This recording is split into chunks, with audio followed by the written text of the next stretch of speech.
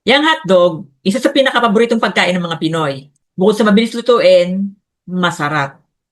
Pero minsan ba naisip mo, paano ba talaga ginagawa ang commercialized hotdog? Una, gagawing meat paste. Dinudurog ng makina hanggang sa maging emulsion. Sunod, dadagdagan ng taba para maging juicy, masarap, at malambot ang texture. Pangatlo, lalagyan ng additives. Ano yon? MSG, asukal, meaning high fructose corn syrup, preservatives gaya ng nitrites or nitrates, phosphates, flavor enhancers, food coloring, starches o extender, pampadagdag ng volume, pampadami, spices at seasonings. Ito ay para mapatagal ang shelf life, mapanatili ang kulay, at maging pare-pareho ang lasa. And then number 4, yung meat mixture na yon, yung paste, ipinapampian sa casing, yung balat ng hotdog na maaring natural or synthetic. And then pagkatapos ilagay sa casing, iniluluto ito, minsan ay ini-smoke, saka ipinapackage bago makarating sa grocery. Ngayon, pag-usapan natin ng realidad.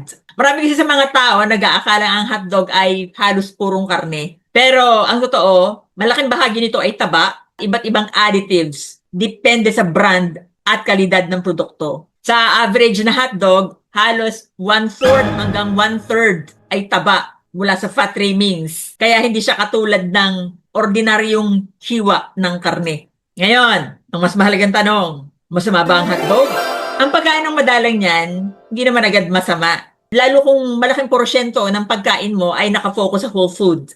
Pero kapag ang pagkain mo niyan ay regular at madalas na bahagi ng iyong diet sa loob ng maraming taon, dito nagsisimula magkameron ng concern sa health mo. Ayon sa International Agency for Research on Cancer ng World Health Organization, ang processed meat tulad ng hotdog, bacon, sausage, at iba pang cured meats ay may sapat na ebidensya na may kaugnayan sa mas mataas na panganib ng colorectal cancer kapag regular at mataas ang consumption mo nito. Mahigit 800 na pag-aaral ang kanilang sinuri bago nila ginawa yung conclusion na yon. Isa sa mga sangkap na controversial ngayon, malimit pag-usapan and until now pinagdidibatihan, yung nitrites at saka nitrates. Yun ay preservative na ginagamit upang maiwasan ang paglago ng mapanganib na bacteria at mapanatili ang kulay ng karne. Yung nitrites at saka nitrates, kapag yan ay sumailalim sa ilang proseso at kondisyon, maaari makabuo ng compounds tulad ng nitrosamine na iniuugnay sa mas mataas na panganib ng ilang uri ng kanser. May ilang doktor ako na napanood na nagsasabi na yung daw nitrites at saka nitrates ay meron din naman daw ang mga leafy greens at saka yung prutas. Kaya paano daw yun magiging masama sa katawan kung present siya sa halaman? Ang nitrate po sa halaman tulad ng gulay at prutas at hotdog ay pareho sa chemistry. Yes.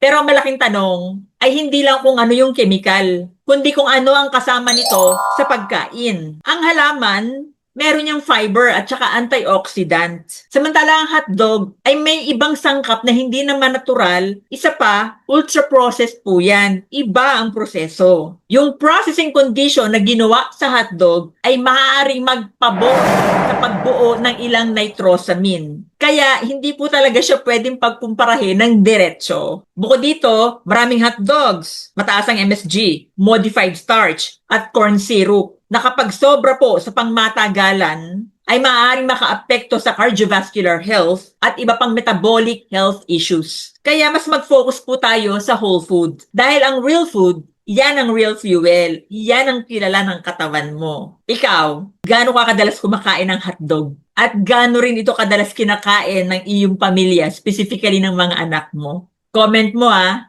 Thanks for watching. I wish you health everyone. God bless.